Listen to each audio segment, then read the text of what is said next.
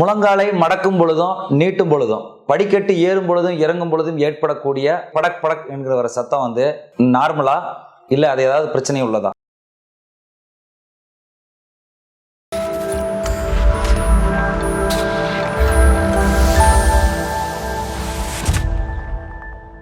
கழுத்து எப்படி அப்படின்னு ஆட்டுறப்ப, ஷோல்டர் இப்படி ஆட்டுறப்ப, நான் கையை வந்து விரல்கள் மடக்கிறப்ப, கால் விரலை மடக்கிறப்ப படக் படக்குன்னு சவுண்டு வருது. அது எதனால வருது, அதன் அறிவியல் பின்னணி என்ன அப்படிங்கிறத பற்றி இந்த வீடியோவில் நம்ம பார்க்க போகிறோம். முழங்காலில் ஏற்படக்கூடிய இந்த படக் படக்குன்னு வர சவுண்டு வந்து பார்த்தீங்கன்னா நார்மலாக இருக்குமா, இல்லை சில பிரச்சனைகளும் இருக்கலாம். தொந்தரவு இல்லாதது அப்படின்னு நம்ம எதை எடுத்துக்கிறோம் அப்படின்னா, வலி இல்லாமல் இருந்தால் அது தொந்தரவே இருக்காது. அப்போ அதனால பயப்பட வேண்டிய அவசியம் கிடையாது. முழங்காலிலும் கை விரல்லையும் அந்த மூட்டுகளுக்கு இடையில வந்து நீர் இருக்குது, சைனோவியல் ஃப்ளூயிட் நம்ம சொல்கிறோம். அது வந்து அந்த மூட்டுக்கு ரத்த ஓட்டத்தையும் மடக்கி நீட்டுறதுக்கு அந்த வலுவழுப்பு தன்மையும் கொடுக்குது. இது சில நேரங்களில் ஏற்படக்கூடிய கேஸ் எக்ஸ்சேஞ்சுன்னு சொல்கிறோம். அதனால வந்து அந்த சவுண்ட் வருது, இந்த கிளிக் அப்படிங்கிற சவுண்ட் வருது. இது வந்து நார்மலான ஒன்று தான், இதனால பயப்பட வேண்டிய அவசியம் எதுவும் இல்லை. இது போக முழங்காலிலும் மற்ற மூட்டுகளுக்கு சுற்றி இருக்கிற சதை நார்கள், அந்த எலும்பு புடைப்பு, முட்டுங்கிறது வந்து பார்த்தீங்கன்னா ரவுண்டாக இருக்கும், சில நேரம் ஒரு இடத்துல புடைப்பு இருக்கும். அதுக்கு பக்கத்தில் வந்து ஒரு நரம்பு, சதை நரம்பு, லெகமெண்ட்னு சொல்கிறோம், டெண்டன் சொல்கிறோம். அது வந்து பார்த்தீங்கன்னா ஒரு பொசிஷனில் ஒரு ஃபிக்ஸ்டு பொசிஷன் இருக்கும்.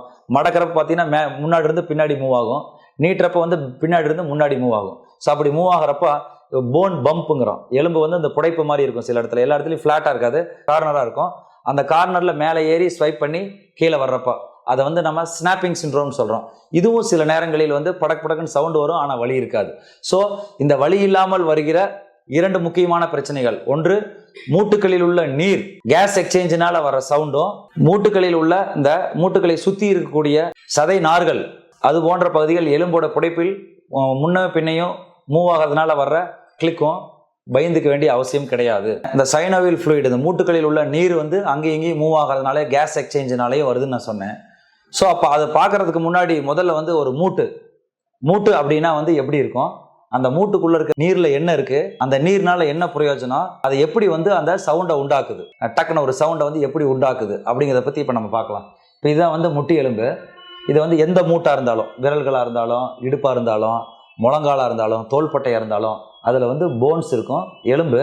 அந்த எலும்பு மேல் இருக்கிற எலும்பு, இரண்டு எலும்புகளும் இணையிற இடத்துல இரண்டு எலும்புகளும் உரைச்சுன்னா வந்து உராய்வாகும். அந்த உராய்வை தடுப்பதற்காக அந்த இடத்துல வலுவழுப்பு தன்மை உள்ள ஆர்டிகுலர் கார்ட்லேஜ், பளிங்குக்கல் மாதிரி இருக்கும். இந்த பகுதியை வந்து இந்த வலுவழுப்பு தன்மையை வந்து மெயின்டைன் பண்ணுறதுக்காக வந்து ஜாயிண்ட்டுக்குள்ளே வந்து இந்த மாதிரி ஃப்ளூயிட், சைனோவியல் ஃப்ளூயிட் நம்ம சொல்கிறோம். இந்த ஃப்ளூயிட் தான் வந்து இதுக்கு உயிரோட்டத்தை கொடுக்கும், வலுவழுப்பு தன்மையும் கொடுக்கும். இந்த வலுவழுப்பு தன்மையை கொடுக்கறதுக்காக இதில் வந்து இந்த ஃப்ளூயிடில் வந்து ஹையல்ரானிக் ஆசிட் அப்படின்னு ஒரு திரவம் உள்ளது. அது போக இதில் வந்து மெயினாக வாட்டர், புரதம், அது போக கேஸ் இருக்குது. கேஸ் அப்படின்னு பார்த்தீங்கன்னா வாயுக்கள் என்னென்ன இருக்குன்னா oxygen, carbon di oxide, nitrogen. இப்போ நம்ம முழங்கால மடக்கி நீட்டுறதுக்கும் கை விரல்களை மடக்கி நீட்டுறதுக்கும் இந்த ஃப்ளூயிட் இருக்குது பார்த்தீங்களா, அந்த சைனோவியல் ஃப்ளூயிட் இருக்கிற கேஸ் வந்து பார்த்தீங்கன்னா ரொம்ப அழுத்தத்தில் இருக்கிறதுனால அந்த கேஸ் வந்து அந்த சைனோவியல் ஃப்ளூயிடுக்குள்ளே திரவமாகவே இருக்கும். கேஸ் ஃபார்மில் பபுள்ஸாக ஃபார்ம் ஆகும். அந்த சடனாக பபுள்ஸ் ஃபார்ம் ஆகுது பார்த்தீங்களா, அந்த பபுள்ஸ் ஃபார்ம் ஆகிறதா உங்களுக்கு அந்த சவுண்டு வருது. சரி, முட்டி காலுக்குள்ளே எப்படி வந்து அந்த இதோட அழுத்தம் குறையுது, அதனால எப்படி அந்த பபுள்ஸ் ஃபார்ம் ஆகுது இப்போ நம்ம பார்ப்போம். பிடி நடக்கிறப்ப இந்த கேப் இருக்கும், மடக்கிறப்ப இந்த முன்னாடி பகுதியில் வந்து இவ்வளோ கேப் ஃபார்ம் ஆகுது. ஸோ அப்போ இந்த இடத்துல இருக்கிற ஃப்ளூயிடு, சைனோவியல் ஃப்ளூயிட் வந்து முழங்காலை மடக்கும் போது முன்பகுதியில் வரும். அப்போ இந்த இடத்தில் மிகவும் அழுத்தமாக இருந்த சைனோவியல் ஃப்ளூயிட் இங்கே வர்றப்ப திடீர்னு அழுத்தம் குறைகிறது. அப்போ அழுத்தம் குறையும் பொழுது திரவமாக உள்ள கேஸ் வந்து பபுள்ஸாக ஃபார்ம் ஆகுது. அந்த பபுள்ஸ் ஃபார்ம் ஆகி உடனே இமிடியேட்டாக அந்த சவுண்ட் வருது, படக்கம். அந்த உள்ள இருக்கிற சைனோவியல் ஃப்ளூயிடோட அமௌண்ட், அது எவ்வளோ இருக்குது, எவ்வளோ குவான்டிட்டி இருக்குது அப்படிங்கிறது வந்து அது சேமாக இருக்கும். ஸோ அப்போ என்ன ஆகுதுன்னா கொள்ளளவு விரியும் பொழுது அதிகமாகிறது. அதிகமாகிறப்ப அந்த உள்ள இருக்கிற திரவம் அதே அளவுக்கு தான் இருக்கும். அப்போ என்ன ஆகுதுன்னா அதனுடைய அழுத்தம் குறைகிறது. அந்த உள்ள இருக்கிற சாலிபிள், அதாவது திரவமாக உள்ள வாயுக்கள் வந்து கேஸா, பபுள்ஸா ஃபார்ம் ஆகிறதுனால தான் இந்த பாப் சவுண்ட் வருது. இது முழங்காலில் மட்டுமல்ல, விரல்களில், தோள்பட்டையில், கழுத்தில் இந்த மாதிரி வந்து படக்குன்னு சவுண்டு வர்றது. முழங்காலில் படக்குன்னு சவுண்டு வர்றது வந்து அந்த நீரிலிருந்து வர்ற கேஸ் ஃபார்மேஷன் இல்லாமல் முழங்காலில் சுற்றி இருக்கக்கூடிய சதை நார்கள், இந்த லெகமெண்ட் அப்படின்னு சொல்கிற இறுக்கமான ஜவ்வு பகுதி, இதெல்லாம் வந்து முழங்கால மடக்கி நீட்டுறப்போ, மூட்டுகளை மடக்கி நீட்டும் பொழுது முன்னையும் பின்னையும் அந்த எலும்பு ரவுண்டாக எலும்பு பம்ப் போனி பம்ப்னு இருக்கு, அதுக்கு முன்னாடியும் பின்னாடியும் மடக்கி நீட்டுறப்ப போய் வர்றதுனால வர்ற சவுண்டும் சில நேரம் வந்து அந்த கிளிக் சவுண்ட்ஸை க்ரியேட் பண்ணோம். இதனால வலி இருக்காது.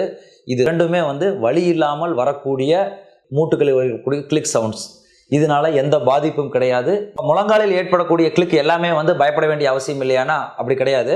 முழங்காலில் ஏற்படக்கூடிய கிளிக்கில் எந்த தொந்தரவும் பண்ணாது, வலி இருக்காது. அதனால் அதை பற்றி பயந்துக்க வேண்டிய அவசியம் இல்லை. சில நேரங்களில் முழங்காலில் ஏற்படக்கூடிய ஜவ்வு கிழிதல், மூட்டு தேய்மானம், அந்த மூட்டு தேய்மானத்தினால் இருக்கிற லூஸ் பாடிஸ் வர்ற கிளிக் வந்து வலியுடன் இருக்கும். இந்த மாதிரி வலியுடன் இருந்தாலோ உடனே உங்கள் எலும்பு முறிவு மருத்துவரை அணுகி அதற்கு தகுந்த மருத்துவ ஆலோசனை எடுத்துக்கொள்ளுங்கள். நன்றி.